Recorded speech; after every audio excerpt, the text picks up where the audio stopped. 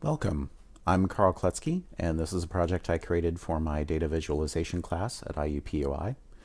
It depicts a cholera outbreak that occurred in London in 1854 and killed 616 people.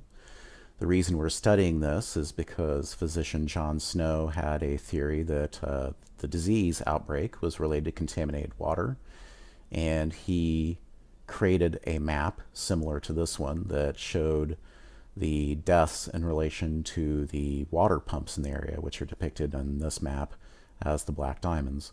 And he showed that the locations of the deaths were strongly correlated with a water pump on Broad Street, which proved to be the source of the contamination. So, because that was an early example of a data visualization, our goal with this project was to reimagine that data visualization in an interactive way. So to start with, we of course have the map with red dots representing each location where someone died, and we have a chart showing the number of deaths per day from the start of the outbreak on 19th August to the end of the outbreak on September 29th. If you hover over any of the red dots, it gives you fictional demographic data about the victims. We don't actually have this information, but it was prepared for us by the instructor, and that's what we're using to show what each victim's demographic information was.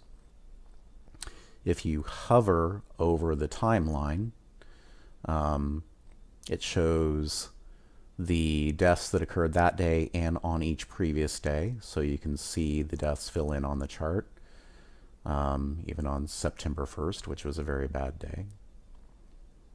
And it also shows you the number of new deaths. The hover text shows you the number of new deaths that occurred on that day.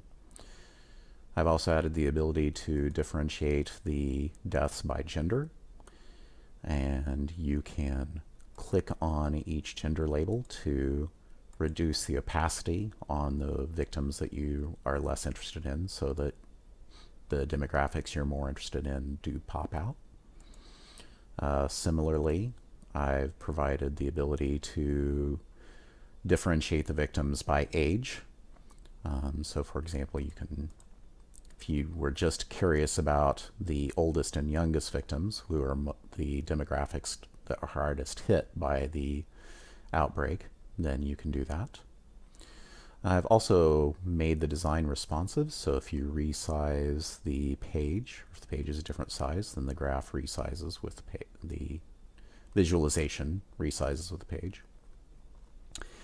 And finally, I added an about page for the project, giving a little information about the project, showing Dr. John Snow's original map, which is available on Wikimedia Commons. You can click on it here and see the full version of it.